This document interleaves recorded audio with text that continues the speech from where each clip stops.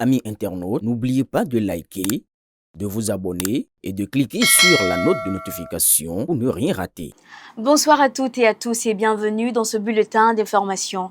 L'actualité de ce lundi 13 juillet 2026 est marquée par la position de l'ancien président Boni Yayi sur son entrée au Sénat, la réforme des ordres nationaux du Bénin, les travaux annoncés par la SBEE ainsi que plusieurs dossiers judiciaires, sécuritaires et internationaux.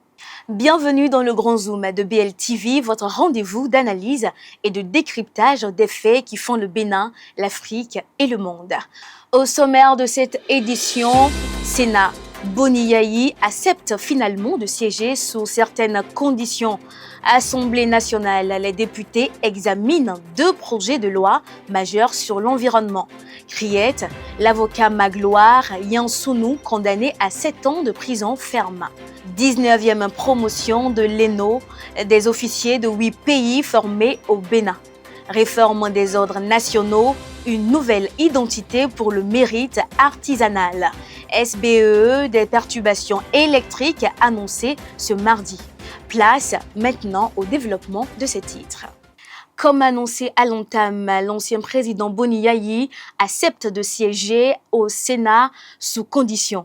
Longtemps opposé à la création du Sénat, l'ancien président de la République du Bénin, Boni Yayi, aurait finalement accepté d'intégrer la nouvelle institution en qualité de membre de droit.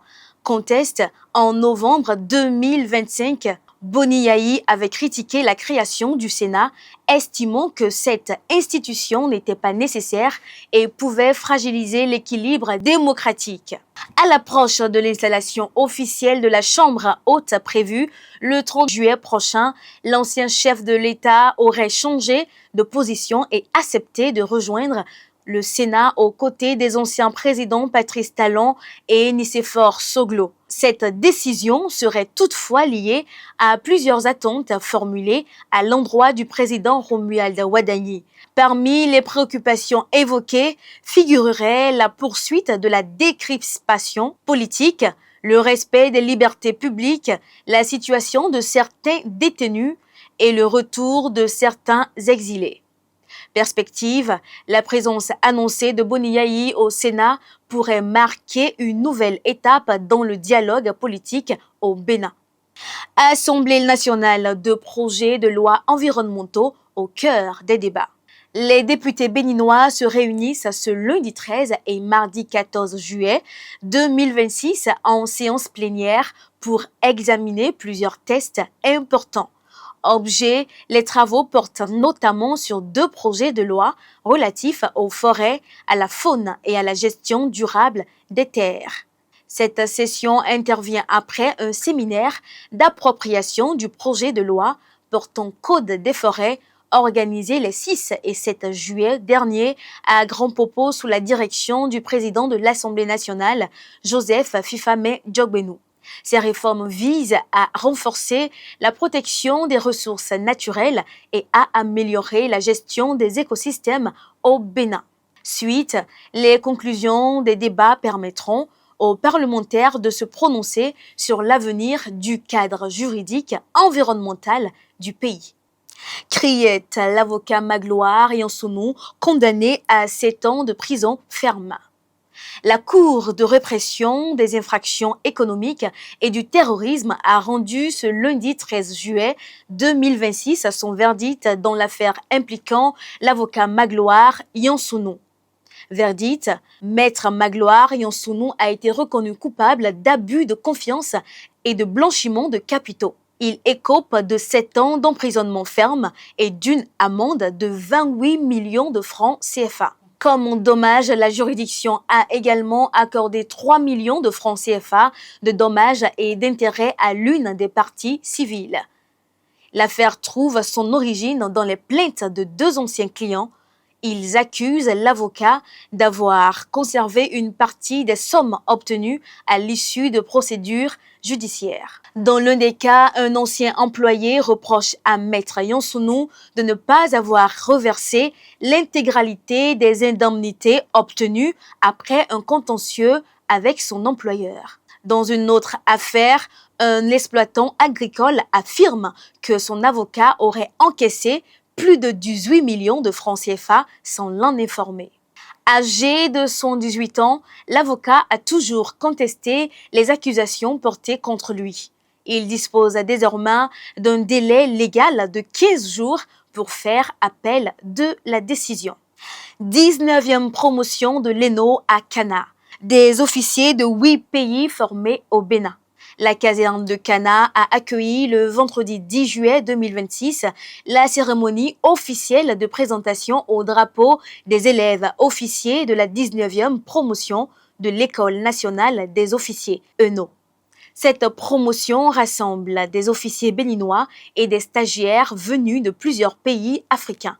Le Burkina Faso, le Cameroun, le Congo, la Côte d'Ivoire, la Guinée, le Niger, le Sénégal et le Tchad. Avant cette cérémonie, les élèves officiers ont suivi 8 semaines d'entraînement intensif axés sur la formation militaire de base, les techniques du combattant et plusieurs exercices pratiques. Évaluation, leur formation a été marquée par un rallye militaire de 105 km destiné à tester leur endurance et leur capacité opérationnelle. La présence d'élèves officiers étrangers illustre le renforcement de la coopération militaire entre le Bénin et plusieurs pays africains.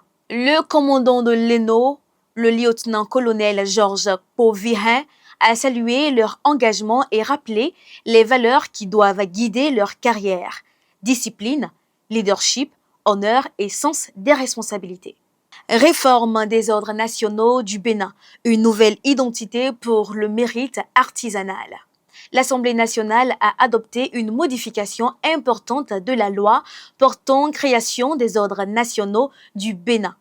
Le vendredi 10 juillet 2026, les députés ont adopté à l'unanimité la modification de l'article 94 de la loi numéro 2024-28 du 26 juillet 2024. Le test présenté par la vice-présidente de la République et grande chancelière des ordres nationaux, Mariam Chabi-Talata, concerne notamment les signes de l'ordre du mérite artisanal. Jusqu'ici, chaque médaille était personnalisée selon le métier du récipiendaire, ce qui entraînait les coûts de fabrication élevés. Nouvelle approche, désormais une médaille unique sera utilisée pour l'ensemble des branches de l'artisanat avec une symbolique commune. Le nouvel emblème intégrera plusieurs éléments représentant la culture béninoise, notamment un masque, une main, la carte du Bénin et une jarre aux couleurs nationales. En jeu, cette réforme vise à réduire les dépenses publiques tout en renforçant l'unité et la cohérence dans la reconnaissance du mérite artisanal. SBE, des perturbations électriques annoncées ce mardi. La Société béninoise d'énergie électrique, SBEE, annonce des interruptions temporaires de la fourniture d'électricité dans plusieurs zones du pays. Ces perturbations sont liées à des travaux de maintenance programmés sur le réseau électrique ce mardi 14 juillet 2026.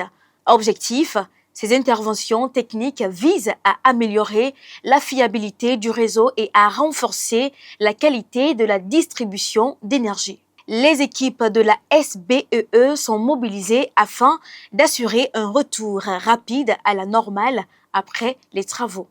La société présente ses excuses aux usagers pour les désagréments occasionnés et appelle à leur compréhension.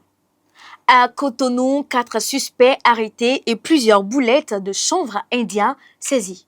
La police républicaine poursuit ses opérations contre le trafic de stupéfiants dans la capitale économique béninoise.